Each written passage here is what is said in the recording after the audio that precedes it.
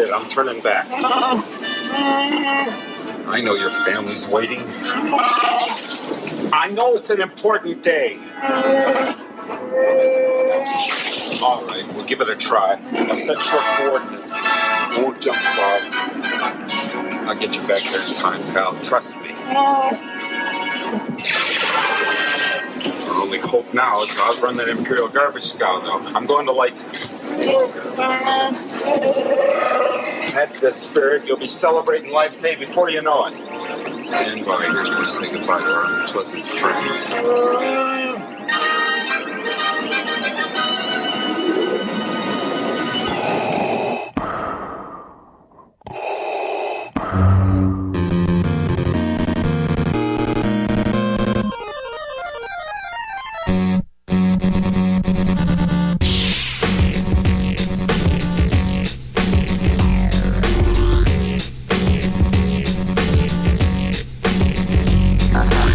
Welcome, Masters and Padawans, to episode 565 of Full of Sith. It's me, Bryan Young, and with me as ever, the well-traveled Holly Frey. Hi. You're back. I am. But well, I say this, I already think I'm lying. I'm not traveling for like 6 weeks, which is pretty exciting. But I think I might be lying. I will give a reason why when we talk about things we're going to talk about. Yeah. Yeah. Why you think you're lying? No, why I think I'm lying. Why I think I'm probably going to wedge in a trip. Okay. In those 6 weeks. I mean, you do you, friend. You'll see why. I have reasons. They're Star Wars related. Yeah. No, there's been a lot of Star Wars stuff going on. Yes.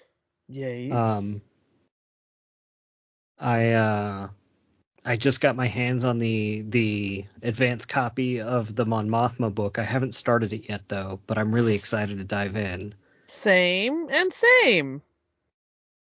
And I know some people have already gotten their grubby mitts on the first 3 episodes of Skeleton Crew. I have not. I am not. I have not either, but I just wanted to let people know that there are people out there who have started seeing it. Oh, I can't wait. I'm so excited. Me too. I'm beyond excited. Yeah, no, I mean, we've got less than 2 weeks for it. Yeah, it's soon. Yeah. The press junkets are going on right now as we speak. Yeah, which is exciting. It really is. So exciting. It seems like they're not doing a premiere. Yeah, I mean, unless... Like, some of that's just timing, right? The premiere would land in Thanksgiving week, which is tricky.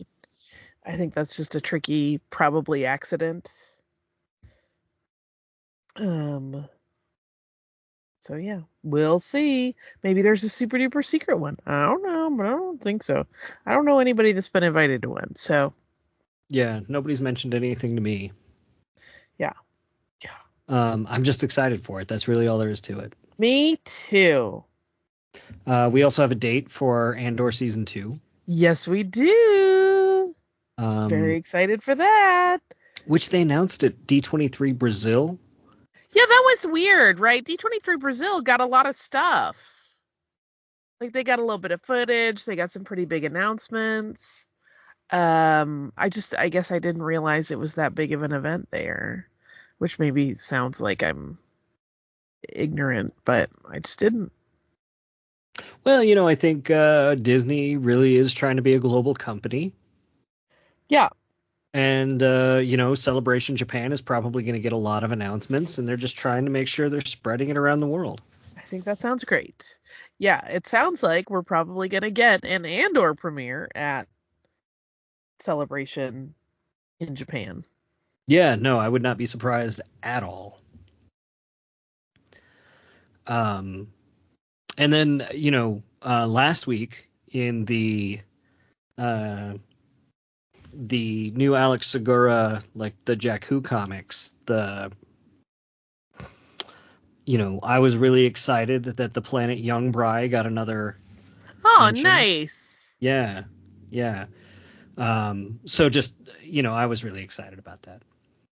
In a frame with Mon Mothma, no less. I mean, what more could you ask for? Well, the first time it was in the comics, it was a frame with Admiral Akbar. So Also I'm good. getting all the heavy hitters. So yeah. Um, but all of this stuff is small potatoes because you went to Eadu and I did go to Eadu and Lamu. Lamu. That was pretty exciting, I'm not going to lie.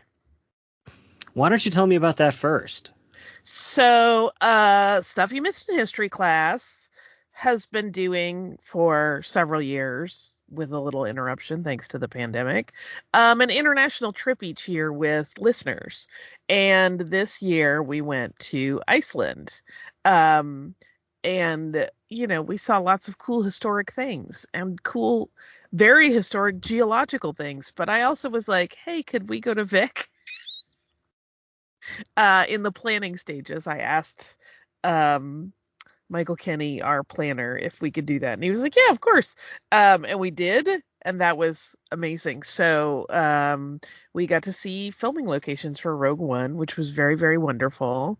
Bryan and I brought, of course, our action figures so we could do a little photo shoot while we were there, which was very, very fun and hilarious because, we're in a coach with 40 other people who are all on the trip, because they love history and whatnot. And Vik is a very fascinating place. It's on the southern coast of Iceland. So it's a little ways, it's like a couple hours away from Reykjavik. And there are black sand beaches all around Iceland, but this is kind of the most well-known area of them. And so we went out there and, we're going and seeing all these historical things. And I usually, because we're on that trip with listeners, I try to make sure, as we're disembarking the buses and stuff, that I'm talking to people and seeing what they're interested in. But that was the one stop where Bryan and I just grabbed our bag of action figures and ran for the beach. So we could get all of our photos taken, which was very funny because then when we got back on the bus, at each stop, everyone was sharing in our group WhatsApp, some of the pictures they had taken. And I just started sending action figure pictures and you could just hear everybody on the bus start giggling, which was great. So yeah, we got to do a little Orson Krennic and a Death Trooper situation. We brought our Jin in her little poncho and did some rock stuff at a cave there. And we did a little Cassian photos, which was super duper fun. And it's Iceland, I will never stop singing the praises of Iceland. This is my second time visiting, and I just am in love with that country and with its vibe and the people there and how beautiful and weird it is. And I say that in a very, very complimentary way. It's there's so many beautiful landscapes there and so many different looking beautiful landscapes there that you're like, oh yes, I see why sci-fi films come here to shoot, because you don't feel like you're on Earth. It feels like another planet and many other planets. So yeah, we got to do that, which was amazing and very fun. Highly recommend. Yeah, I saw the pictures on your Instagram as you and Bryan were posting them in his feeds and whatnot, and I was just like, that looks like a lot of fun. Whether it was all the pictures of the black sands of the beaches there from the filming locations, or whether it was you just chasing down shop cats. Listen, Baktus is important. I just want to make clear to people that might not know.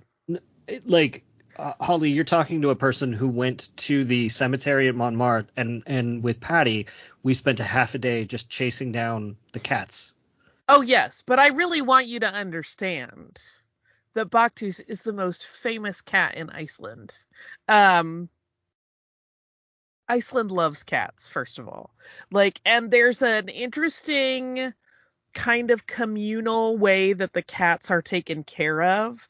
They don't tend to keep their cats indoors. Some people do, I'm sure, but a lot of them, they're not street cats. They're cats that are somebody's cats, but sometimes Baktus likes to hang out in a couple of different stores a lot, and so his owners let him. And if he my understanding is that, like, if he's in there at night when it's time to close, they make sure he has food and water out and they lock up and he can stay in there all night. And he has his favorite sleeping places in various stores around Reykjavik, which is not a huge city. So I want to make sure people understand it's almost like a small town vibe, even though it is a city with its own, industry and whatnot. But, and there's just a lot of love for cats in Iceland and in Reykjavik specifically. So you kind of don't have the same worries about cats wandering around that you might in another city. There's a lot of care given to them. Everybody looks out for them. Different restaurateurs make sure that they save some little treats for them, and it's just very cool. So Baktus is very famous and is kind of like the unofficial mayor of Reykjavik, and I stalked him for a little while because I missed him on our last visit. And my friend Adam, that I met when I was there last, went out to dinner with us one of the first nights we were there. And on the way walking back from a little bar that we had hung out in after dinner, he was pointing out to us like, oh, he's sometimes in this store in this window, and sometimes he sleeps in this furniture store, and sometimes he's over by this pizza place. And so after we got back from Vic, because we were 2 nights in Reykjavik, 2 nights in Vic, then back in Reykjavik for several nights, I was like stalking the cat, and I got a lot of Baktus time in my last several days. Some completely by accident, where he kind of found me, and that was lovely. But yes, I hugged Baktus a lot.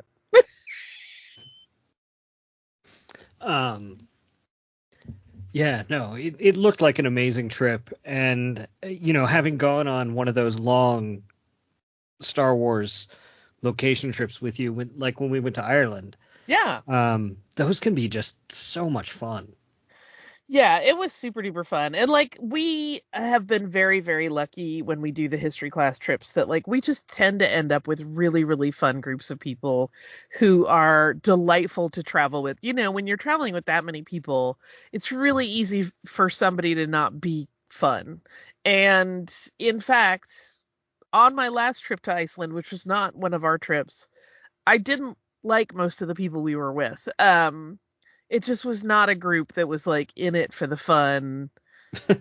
You know what I mean? There was some entitlement going on and some like everything you ever kind of hear about the stereotypical unpleasant tourists of the US. We kind of had a busload of them. So this was very fun to go back to Iceland with people who I loved traveling with. Many of them had been on previous history class trips, so we had like a really lovely level of camaraderie, and we also had new people who kind of folded right into the social groups of all of those return guests, and it was just like the best experience. We did lots of fun stuff. We had a little extension that you could do at the end where we went whale watching and northern lights chasing, which was unsuccessful, but we only got some mild views, but just like spectacular, cool, fun times. And Star Wars. Bonus Star Wars. No, that's always the best. Yes, but, and then I came home for 3 days, and then I went to Disney World for Life Day. I was going to say, so Life Day. Yeah. I saw tons of Life Day photos from lots of people, not just at Disney World, but from Disneyland as well. Yeah. Peter Soretta posted a bunch of shots where he and a group of people were roaming around in red robes, carrying around orbs at Disneyland on Life Day. Yeah. Oh, many orbs to be found. I'm sure of it. And we did red regalia.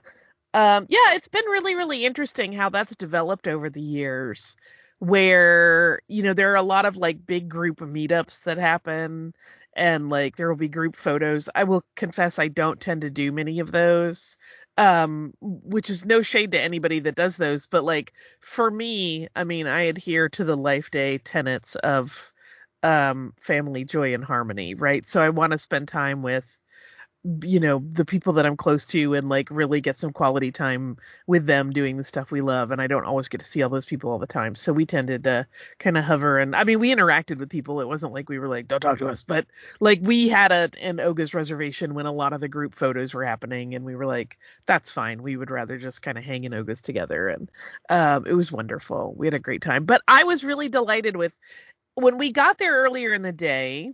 I'm of course fully ridiculous in like my all red, and Bryan had on like a red jacket and his goggles and stuff, and our friends were in various degrees of redosity. There weren't a lot of people there earlier in the day. It was like most of the groups that were coming to really celebrate Life's Day were rolling in the very late afternoon and early evening. But so for a lot of the day, we were like the goofballs that kind of stood out. But that was fine. A lot of the Batuans wished us happy Life Day, and that was really fun. Here is my main complaint. Are you ready? Boy, am I ever. Okay. I don't like to participate in the wars of which Batu is better. I like Batu East because it's an alcohol park. You can walk around with booze. It's Space New Orleans. It feels a little more relaxed to me. I've heard they're relaxing some of that in West though. I don't. Do you mean letting people walk around with drinks? I've heard that they've added drinks to more of the vendors at Disneyland. Well, right, but not in Batu, I don't think. No, in Batu, specifically Batu. Oh, really? That's what I read in the last week or two. It could be on some clickbait website. I don't know, and I haven't been there since I've read this, but... Yeah, that's news to me. That's not to say it's wrong. I just hadn't heard it, and I haven't been there to check. But like, since they don't generally let people walk around with alcohol in that park, that would surprise me. But you never know. Things have been shifting over the years. But so here's my big complaint. It is, undisputed. Batu West gets more special event like menu items. Like their Ogas had like a bunch of Life Day stuff this year, and they had, I think in Docking Bay, they had different life stuff. So that part always stinks, and Batu East always kind of gets shafted. But here's the weirdest part, which makes me feel personally attacked. I think this is legally actionable. Of course I'm being facetious. But today, the day after Life Day, what gets announced? New Batu treats at Hollywood Studios in Ogas starting November 18th, the day after Life Day. Why would they do that to you? I don't know. I do feel personally attacked. So they have now in Ogas an Umbaran cheese roll, which is a spice-dusted pretzel bun stuffed with herb cheese and a dipping sauce. Thruster roasted bantha flatbread, which is a non-flatbread with spiced chorizo and 4 cheeses. An Iceland and bubbles with brubberry essence. So that's an Empress 1908 gin, my gin of choice. I really feel attacked. Saint Germain elderflower liqueur and blueberry lime juice with tonic water. A Bloody Rancor, so it's like a Bloody Mary with candied bacon in it. Although I will say it starts with my least favorite vodka, so that's a problem. There's a drink called a Silop, which is mezcal and grapefruit juice and agave and jalapeno, which sounds amazing. The rim sounds like it's probably a tahine. They're describing it as a chili lime rim. I think that's probably tahine. And then a Corellian spike cold brew, which is has bourbon in it, and sounds amazing. And they did all this the day after I left. Come on. Or as I was flying away. Is this why you think you're going to squeeze in another trip? Hello, you're on to me. So I think I have to just plan a day trip maybe one weekend where I just fly down for lunch at Oga's and like order one of everything new, except probably the Bloody Mary, because I don't love Bloody Marys. As soon as you started airing the grievances, I was like, oh, this is why she's going down. Yeah, 100%. Like, je m'excuse, why did you roll this out? Literally, as I was boarding my flight back at the crack of dawn, because I had to work today, this went up, and I'm like, like Life Day, the thing I don't understand about that is that, and this is something I kind of wanted to talk about when you mentioned you wanted to talk about your Life Day experience, is that the Disney parks have gotten wise to the fact that Life Day is a thing. They've gotten wise to the fact that people show up to the parks in costume. People show up to not costume, but costume. Yeah. people There's lots of bounding going on. Yeah, people show up to the parks to celebrate Wookiee Life Day on the 16th. 17th. 17th. On the 17th. Because that's the anniversary of the broadcast of the holiday special. Yes. And they do it because it's the Star Wars holiday, right? Yeah. And, there are some of us who they just sort of call Christmas Life Day because it feels a little bit more honest. I have strong feelings, which I will share with you in a moment, but keep going. But they know that they have that dedicated audience there. Why would they not capture one extra day of sales and not roll that stuff back one extra day? They're selling merch for Life Day. They're selling extra cool stuff. I mean, they've been doing Life Day merch for a few years now. So yes, although I will also say the merch was very weak this year. Really? Yeah, because I'm an easy sell on that stuff. I love holidays in general. I super love Life Day. I will buy all the Life Day stuff. The only thing we saw, there was a pin that sold out before we got there. Okay. And then, but I didn't love the art, so that was fine. No shade to it. It just wasn't my jam. And then they had one black hoodie with the same art from the pin on the back. And that was all we saw. I know they made an ornament, but it seems like they maybe only got it on the West Coast. So I don't know what the deal is there. They didn't do, historically, they've done usually a couple different t-shirts, like a unisex cut and a women's cut and then a kid's cut. And then we've had ornaments in the past. One year they were selling the Life Day orbs that are like handheld mounted orbs that light up. They've done mugs. They've done mugs. They've done the tall cold or hot drink tumblers like at Starbucks in the park. They've done Chewie in a Life Day robe, like a little plush in Zabaka's, like the kind of folksy style plush. They've done a lot of stuff, but this year it was like they were like, oh yeah, Life Day, huh? And there wasn't very much. It was sad. But they did finally bring to Batu East the ALT droids, so I got to finally get one. And now the repainting can begin. Wow, Holly got a droid. I didn't see that one coming.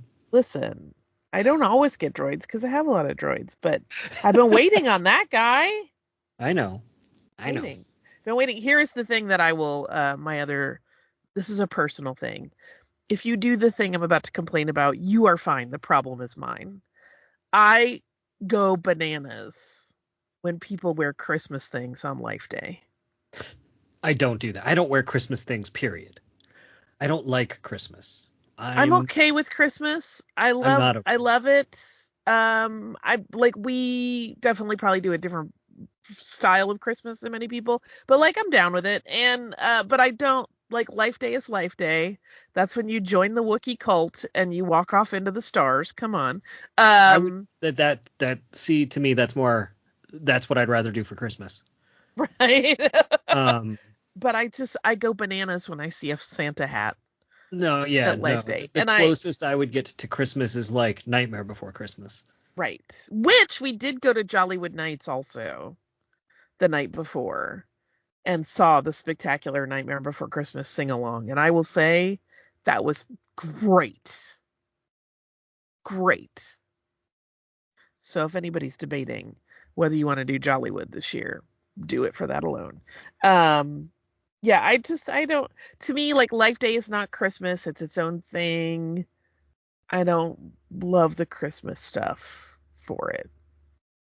I'm talking about it in the opposite direction where it's just I don't like the Christmas stuff. I don't like the iconography. I don't like the history of it. And I'd rather just replace it with something that means something. Feels more right to you. Yeah. Yeah. Sense on Earth. Vonnegut talked about how we replace things that are meaningful with nonsense. And he was referring to how he couldn't figure out why we replaced Armistice Day with Veterans Day. Right. Right, where he was like, Armistice Day meant something. It was the end to the war, to end all wars, and it meant peace. And what better way to honor veterans than to respect the day that we ended the biggest, bloodiest war that we'd ever fought in, and that was supposed to herald in peace. What better way to honor veterans than that? And now we just call it Veterans Day. And he sort of very much called Veterans Day meaningless, so he continued celebrating Armistice Day. And to him, Veterans Day was meaningless. And so for me, like, Christmas feels very meaningless. The iconography doesn't speak to me. I have a lot of bad memories of Christmases in years past. I don't like any of that stuff. But Life Day is something funny and hilarious and special, and it means, like, things I care about. Like B. Arthur. Yeah, and Wookiees, and the Millennium Falcon and bad haircuts. Yeah, all of the above. I love Life Day. Yeah, so for me, it's very much like, this is easier to just set that stuff aside and go, like, I could get behind this. Mm-hmm. And I don't think there's anything wrong with that. Yeah, I love Life Day. But yeah, like, I don't need a Star Wars character with a Santa hat. Yeah, I mean, I will do that at Christmas, but not for Life Day. It's very picky. I understand. Again, people should celebrate however they want. I'm not the boss of that. I'm a purist for Life Day. Let Life Day be Life Day. Yeah. It's not Christmas and doesn't have to be. It's funny. There's like 3 or 4 Christmas things that I'll actually do during that holiday. And it's like, I'll watch Nightmare Before Christmas again. I'll stomach Muppet Family Christmas. That's not true. I love Muppet Family Christmas. Yeah. And Muppet Christmas Carol. Great. And it's funny, whenever I say Muppet Family Christmas, people are like, you mean Muppet Christmas Carol? And I'm like, no, Muppet Family Christmas. Right. And then, like, Die Hard. I've never seen it. You've never seen Die Hard? Have we not had this discussion? Never. I have tried so many times to watch Die Hard, and I don't dislike it at all. Mm-hmm. And I understand that everyone loves it. Something happens to me, and I don't understand it either. You just fall asleep? No. Oh. It's like I go into a fugue state, and I come to, and I'm like in the sewing room halfway through a dress, and I'm like, wasn't I watching a movie? Like, I don't know what it is about that movie that I can't stick to it. I have a theory that because it set the trend and the style for so many action movies that came after it, like, my brain goes, you've seen this before. We could go do something else. I'm not consciously making that decision. Like, no part of me is ever like, I'm giving up on Die Hard. I'm going to go do something else. I just suddenly am like, oh gosh, wasn't I watching a movie? It's a very weird phenomenon. No, it's interesting. I teach Die Hard a lot in writing classes because it's very, very beat for beat on the nose, exactly what you'd expect a movie like that to be. And it has a very, I don't want to say formulaic, but it is very regimented, exactly, well constructed how the story works. But yeah, it's a Christmas movie. One day I'll get through it. I believe, because I believe in the spirit of Christmas violence. I don't know. I was trying to make a bad joke. It didn't go so well. Yeah. But I might watch the holiday special again this year. It's been a couple years since I've watched it. I want to watch the Lego holiday special again too, because that's just, the Lego holiday special is so good. It's very silly and fun. I like silly and fun. Mm-hmm. I am a fan of silly and fun. It kind of gets Christmassy, but I'm gonna let it go. There's a line in it that, like, for some reason, like, it's stuck in my head as much as any of the other lines in Star Wars. And I don't know why, but it slays me every time I think about it. And I think about it a lot, like as much as any other line in Star Wars. Okay, hit me. And it's just Lando being very impressed, going, ooh, off-world Jawas. Like, because it's funny. Like, I have no idea why that's so funny to me. Because it's funny. But like, Lando's why? great.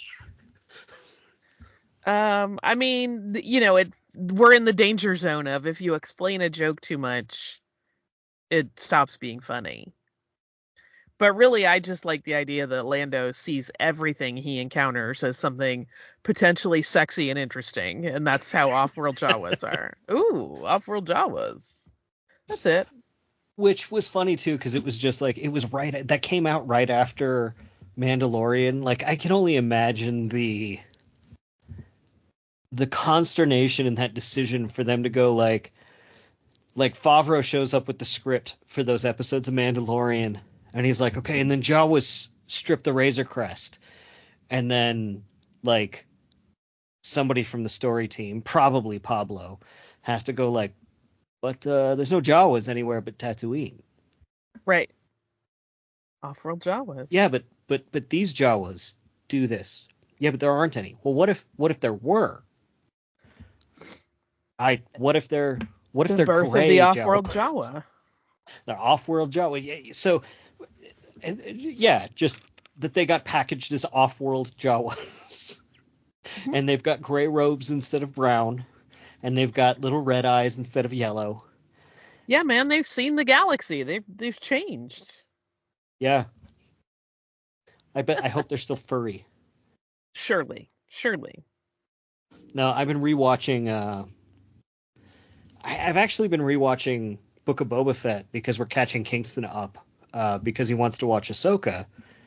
So we finished Rebels in the last month, and we finished Mando season 2, and we're on the last 2 episodes of Mandalorian season 2, or Book of Boba Fett season 2, and I'm actually kind of loving Book of Boba Fett this run through.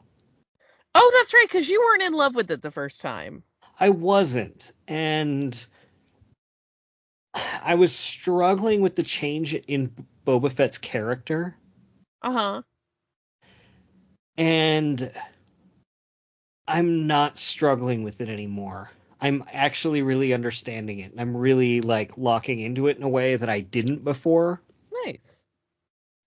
And I think part of it was like the presentation of the character, and I think maybe I was a little off sides because I was like, why is he back? I'd rather he just be dead. Right? Like, I was content with Boba Fett just being dead in the Sarlacc. Fair. But now you love him in a new way. Yeah, no. Watching him have to come to terms with the fact that, like, he had to find a family that actually cared. Like, looking at him through the lens of Clone Wars again, where all of the surrogate families didn't care about him. Right.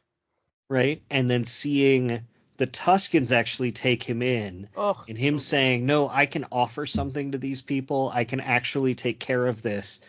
And then seeing that all for naught and having them all slaughtered again, just the way his dad was, right? Like, and that's why the first time I was like, oh, this is cool fan service when they go back to the moments in the Geonosis arena when he picks up his father's helmet.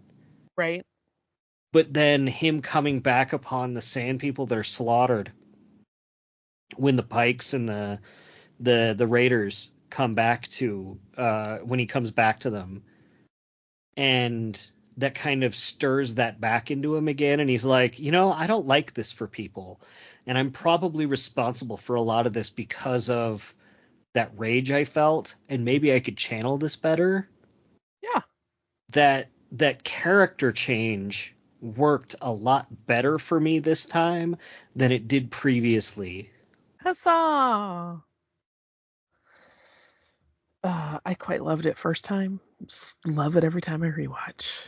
Yeah, no, you're smarter than me. No, I just connected to it faster. That's not smart. That's just sometimes you're in the right place to receive. That's all it is. That's all it is. Oh, I should mention, I'm jumping back a little bit, but I don't want to forget. While I was on Batu for Life Day, I ran into one of our listeners, Chris, who stopped and said hi, and that was delightful. So hi, Chris, if you're listening, thank you for hanging out with us for a bit. It was great. It's great. Life Day, bringing people together. That's what it's for. Yeah. That and drinking early Sarlacs. Yes. Getting a Ronto wrap and a droid. Life Day. Was very happy. But yeah, no, I'm really excited. I'm really excited to show Kingston the last 2 episodes of Book of Boba Fett and actually get into Ahsoka with them. That's gonna be so fun. Yeah. So fun. I didn't forget, but like going back and watching season 4 of Rebels again in the last month. Uh-huh. Oh, it's a tearjerker. Yeah. It's tears a lot. I mean, yeah. Tears aplenty. Tears aplenty. Even just like the moment that surprised me, that made me cry almost the hardest in that season, it wasn't Ezra making his sacrifice. It wasn't Kanan making his sacrifice. Like, I knew I was going to cry during those moments. The moment that surprised me the most, that made me cry again still, was when they showed up asking Hondo for help, and you thought he was going to give a smart-ass answer, and he just kind of says earnestly, and Hondo never says anything earnestly, and he goes, "I would do anything for that boy." Yeah. And it's like, oh my, Hondo, you have a heart? Hondo is such a great character. He really is. I love. I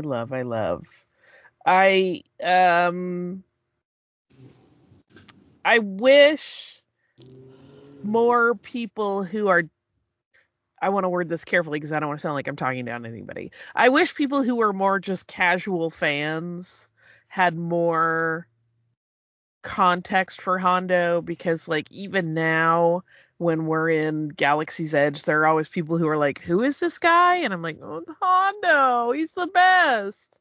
Anyway, that's my other little beef. Oh, I feel like I should also give a warning. It seems like at the moment, if anybody is planning on going to Batu East right now, that there is something going on with Rise of the Resistance where the first part of the experience is being bypassed. So just if anybody goes, for expectations management. Like the transport ship? The shuttle, yeah. Oof, that's a rad part of the experience. It is a rad part of the experience. We had friends that went on the night before Life Day, so the 16th, when we were there for Jollywood Nights, and they were like, 2 of whom had not ever been on it before, and they were like, yeah, we missed something, because they were asking about the Rebel base, and we didn't know anything about what they were talking about. And then when we wrote it on Life Day, same thing was going on. So just heads up for anyone traveling to Batu East. It's not the full experience right now, and I don't know how long that will be the case, but something's up. I want to ask you a question. Yes? Do you think when Smuggler's Run adds their experience with Din and Grogu, that they're going to replace Hondo? You know, I don't know. I really don't. Something that's actually worried me. I feel like it could go either way, because we don't know how they're going to frame the story. And there's a possibility Hondo could still be in the mix, but I just don't know. I mean, I don't know how they're going to integrate the Falcon with them. Yeah, no, it doesn't make a whole lot of sense. I mean, the thing is like, clearly they will be someone else. They'll be outside the ship, right? They'll be, presumably, you'll run into them or pursue them or something. Right. Or it'll be during the time Duquesne or somebody else stole the ship, right? Mm-hmm. Or is it even going to make sense as far as the timeline goes? Are they just abandoning all of it? I don't know. Or are they going to make it so that, like, Hondo steals it for a time, and that's why he wanted to take it from Chewie later?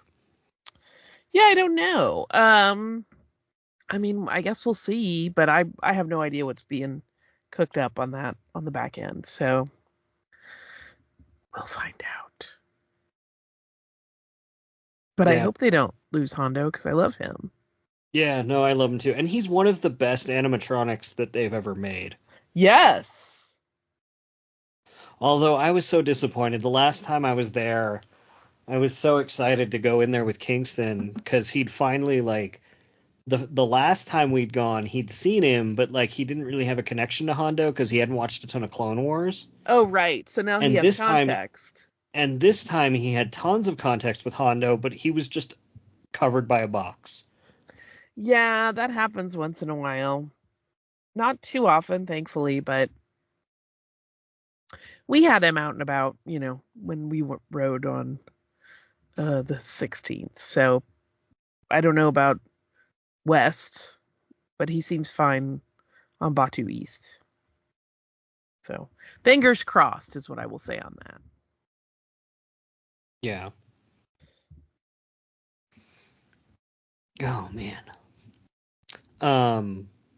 Have you made any more progress on Star Wars Outlaws? I'm assuming not because you've been out of town. I have been out of town, but Yeah. it's on my it's Next. on my list for the next several. I have like an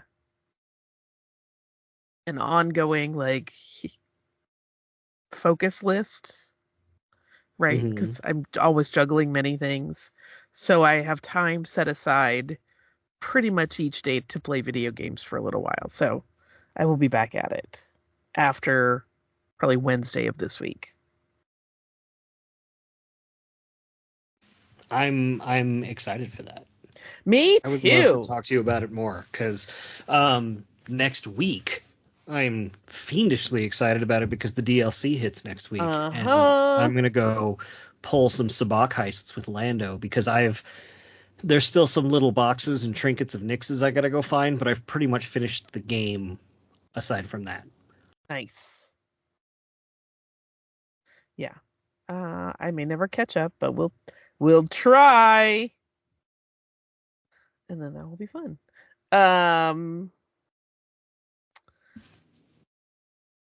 We're getting more little trickles of footage from Skeleton Crew, which is right on the horizon. I haven't looked at any of them, to be honest. Like I'm just like, you know what? I'm gonna see it, and I'm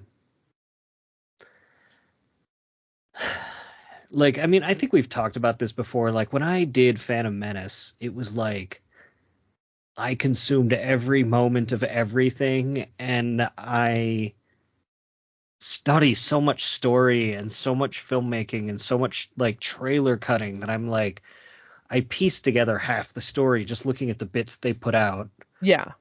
And it's like I was right on at least a third of what I'd guessed just on those. So like now I'm just like, you know what? I'm gonna avoid as much of it as I possibly can, and anything I do watch, I'm just gonna watch once.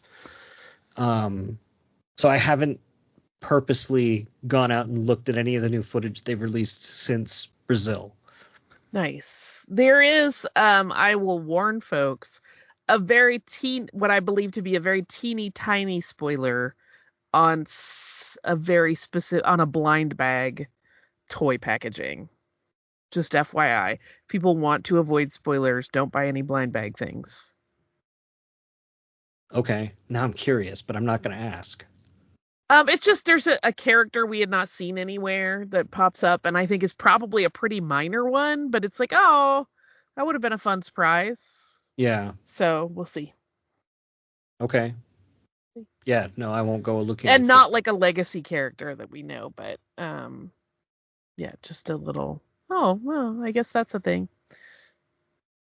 Oh, here's the thing I didn't tell you. In at least Batu East, at Zabaka's, they have a little Nubs now that's done in that like folksy style plush. Oh. It's real cute. It's very If you soft. if you do make a trip, I might have to see if I could Venmo you some I'll be money. your Nubs mule. That's fine. Yeah. Yes, happily, gladly. Nubs is just so great. Nubs is great, and that plush is extra cute. Kingston and I have been watching the episodes of Young Jedi Adventures pretty recently again, where they're in Black Spire Outpost, and he's been like, wait, we've been there, and like he's kind of like half remembering it, and then like me drawing up pictures of going like, yeah, that's where we were standing, and like me showing him pictures from the episode, like, oh, yep, perfect. See, there's where we were, and it's just blowing his mind, and I love that. Yeah. Interconnectedness. That's the magic part, man. Yeah. Yeah. Oh, this is where they displayed Padme's handmaiden's body. I didn't right. That one. Yeah. This Thrawn is where Alliances was so this cool. is where Oga shot her boyfriend because he cheated with a Rodian. Yeah. Yeah. It's all very important stuff. Très important. I sure love Star Wars. I know you do. I've got a pretty lengthy email that's probably going to divert us for the rest of our time. Great. So this is an email from a listener named Carolyn. Carolyn writes, "Hello, Holly and Bryan, also Mike. I was listening to your last Inbox episode, and since I was in Japan for 2 weeks in August, I'm writing some tips below for you and whoever asks for advice about logistics for travel around Celebration." Brilliant. She says, "Am I procrastinating from doing actual political science right now?" Grits teeth and tries to think of hope and resistance. Why, yes, I am. And I don't mean to overstep if you already know all this, just trying to be helpful and looking forward to April myself. Language. In my experience, which may not be representative, it did not seem that many people spoke English or that most signs had English on them. This was in Tokyo, Kamakura, Kyoto, Osaka, Nara, and Koyasan. I used Duolingo and a couple of podcast audiobooks daily for several weeks beforehand and was really glad I did. The 2 times I needed help that I couldn't communicate in Japanese, I used Google Translate and talked into it and showed the translation. It seemed to be good enough, but not quite right. And I used the camera function in Google Translate for signs and menus, again, good enough. For transit, you can now preload money onto a virtual Suica card inside Apple Wallet and then just tap your phone on buses, subways, and trains. But you can only preload that money with a MasterCard. Otherwise, buy a physical Suica or Ikoka card. Different companies, but interchangeable cards that work on all transit, and you can preload them with cash at stations. These are not available at every station because of shortage of chips. So getting one at the airport or a big train station right away is important. You just tap these as well. Or you can buy tickets point to point, but that can get confusing because if you change trains, you may switch transit companies, and that changes the price. With the card, you don't even realize you're changing companies. The right amount just gets deducted when you exit. Phone. I bought an Aralo eSIM and registered it on my phone before I left the U.S. It was easy to activate in the airport after landing. This was to use data online and use messaging, not receive phone calls. Ebooks and Google Maps. I downloaded Lonely Planet Japan and Moon Japan books to my phone. They both have links in them that you can click on while walking around. I used Google Maps to look up transit schedules and routes and restaurant opening times. However, Google Maps is not foolproof. It may not be able to find the address you're looking for, or it might say you're at a place when you're in front, but the entrance is in the back alley on the 3rd floor or something like that. This happened multiple times. Websites, Table Log. It's like Yelp, Table Check for reservations, Truly Tokyo for all kinds of helpful info. Podcasts, Sightseeing Japan for overviews of places, but also of stuff, like there are whole episodes on rice and Halloween and amusement parks. TV shows on NHK are useful, on places, on food especially. I access them through Roku, but the network's website has most of these episodes too. Cash. Lots of restaurants and shops are cash only. Cash is also good for the omnipresent vending machines, especially change. I found things to be reasonably priced, often cheaper than home, except fruit. Some of this is due to the current exchange rate really favoring us. Garbage. It's helpful to have a small plastic bag inside your day bag to carry garbage. There are very few public cans around. Lines. There are lines and crowds at a lot of things, especially tiny restaurants, so I'd recommend lining up before you're hungry and also be prepared to eat at a place and leave rather than lingering. Buses and trains can get really crowded, but there are very orderly lines to get on transit, and no one talks on transit. That's all I can think of that's universalish for now. It was my first time out there, and I'm really looking forward to going back. If you have any questions, don't hesitate to reach out. Thank you as always for all your work. Hope you are well in these challenging times. Best, Carolyn. Yeah, so thank you so much for that email, Carolyn. That's actually tons of good info. Yeah. And I'll forward that to Holly, and I'm actually going to forward that to my wife too, just in case. Dun, dun, dun. I feel slightly ill-prepared for Japan, I will say. I'm horribly ill-prepared. I still need to buy my ticket. I mean, I've got to buy my plane ticket. Right. I have my flights situated, but I don't have my second hotel set up for after the con. I don't have any hotel situated. Yeah, I tried Duolingo Japanese and got real panicky and backed right out of it because I'm on the struggle bus. I'm on day 305. I am on the struggle bus. I do okay with Romance languages, but I am really struggling. So we'll see how that goes. I'm a little nervous. Yeah, no, I mean, I have the advantage in that I had 4 years of high school Japanese, which taught me basic pronunciations and how to say hello. Oh, you're way ahead of the game. Yeah. No, seriously, that's about all I remembered out of it. But it was enough to be able to get me on my feet on Duolingo. But no, as soon as they announced it, I was like, I guess I should do Duolingo and start getting on that. And I've been doing some other stuff and trying to watch Japanese movies. It was interesting. I went and saw Seven Samurai in the theater when they released it in 4K again a few months ago. And it was really fun being able to actually pick up words and phrases and conjugations of verbs and sentence structure in a way I'd never been able to before. Brag. No, it was interesting. I know, I'm just giving you guff. I guess I deserve it. Mais no. Yeah, I'm wildly ill prepared. One more thing to think about. Bum, ba-da-bum. Yeah. No, it's fine. It'll be fine. It'll be fine. It'll be fine. It'll be fine. It will be fine. No, part of it is like Patty and Kingston are not sure if they're coming now. Oh. Because we're like, I don't know, maybe we should just move out of a red state. And if we do that, maybe we should just like, I'll just go to Japan and save that money to move. Right. So we're in talks to discuss what might be best for the family. Gotcha. So yeah. Who knows? Still rolling the dice on that one. Fair. But I'm really excited about Japan. Me too. 'Cause Andor, and I'm almost as excited for Disney Tokyo as I am. Oh yeah. Celebration, because like this will be my 4th Disney park, which I don't know. I feel like it's probably going to be my last. Somehow I don't feel like there's going to be cause in my life to end up in China for the other 2. You never know, dude. I never know, and I would love to at some point. But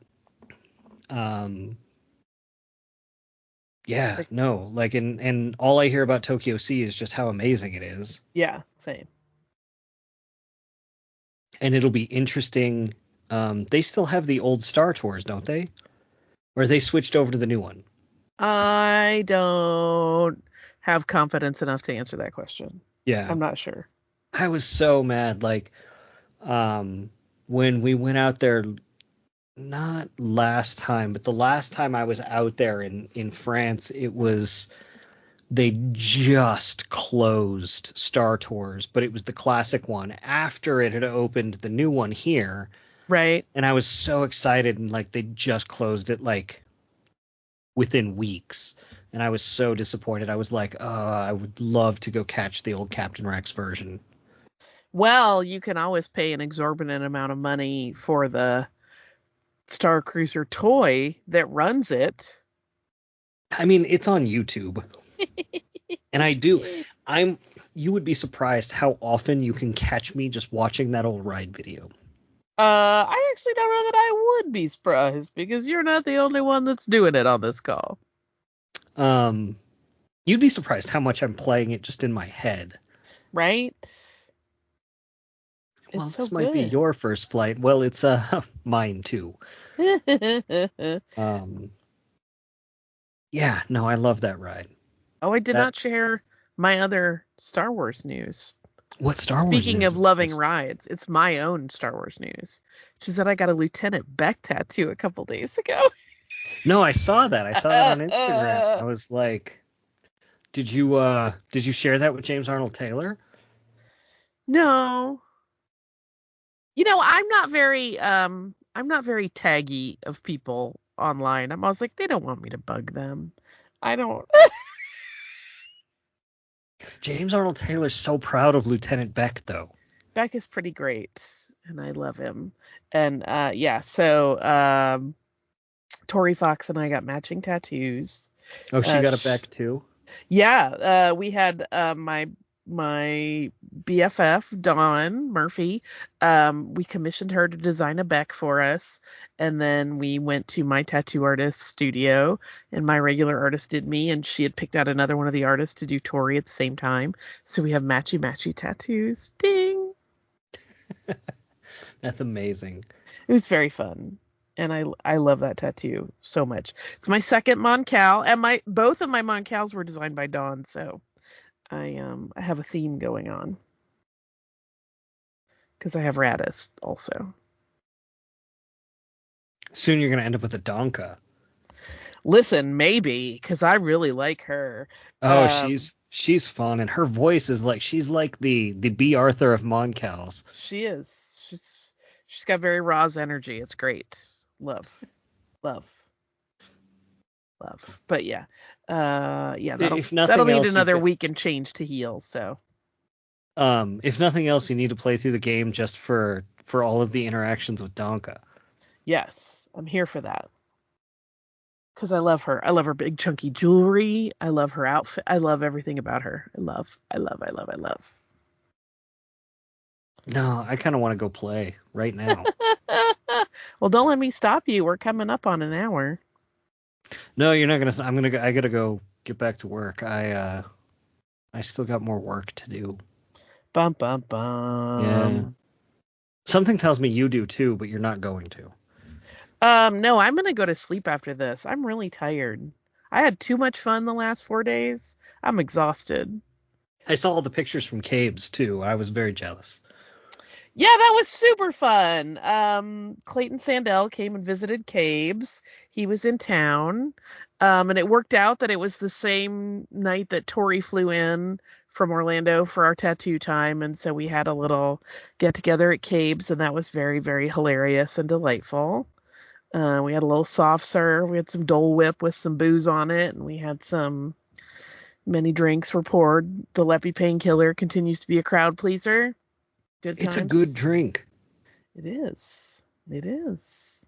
I will make more of them. So, Although one of my Leppy Painkiller glasses got broken, not when people were here, but when I was washing them the next day. That's the worst. Gonna have to replace it. Yeah. It happens. This is what happens in food service. Yeah, it's fine. That's a minor Minor glitch. Well, let's get you to bed, Holly. Where can people find you? I am not really doing the Twitter situation so much. My account still exists, but I haven't really posted in quite a bit. So I am over on Blue Sky as Holly Frey, and I'm on Instagram still as Surly Girly 5. And Stuff You Missed in History Class keeps on trucking.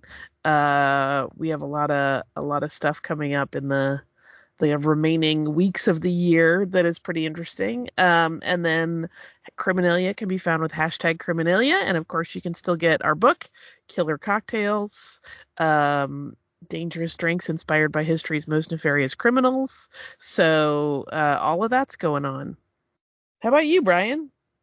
Oh, you can find me across social media at Swankmotron, particularly Blue Sky. I'm having a lot of fun there. And swankmotron.com. I'm really excited, actually. Last week, I don't know if you remember the movie Remo Williams with. Of course, I remember the Fred movie Ward. Remo Williams. Well, it was based on a series of books from the 70s and 80s called The Destroyer. Mm-hmm. And it was one of my favorites as a kid. It shouldn't have been. No one should have allowed those in the hands of an 8-year-old. But they were some of my favorites, and I got to write a novella starring Remo Williams and his mentor and their exploits as assassins of the great House of Sinanju. And it came out last week in a collection of 12 other new shorts of adventures starring them in a collection called Remo Williams, The Destroyer, The Adventure Continues. Spectacular. Yeah, no, I'm like 8-year-old me is just like pinching himself still. Love it. So that was just really cool. So look out for that. Yeah, more stuff coming. There's always more stuff coming. As far as Full of Sith goes, you can go to fullofsith.com and check out the entire back catalog of episodes, going back these last almost 12 years now.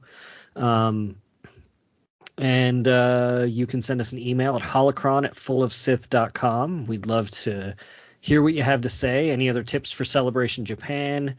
Any compliments, complaints, concerns, questions, whatever you've got. And please rate and review the show wherever it is you listen to it, and tell your friends about us or something. So unless you think there's anything else, Holly, I don't. Spectacular job, sir. Then that'll be it then. So for super producer Mike Pilot and for Holly Frey, I'm Bryan Young, and the Force will be with you always.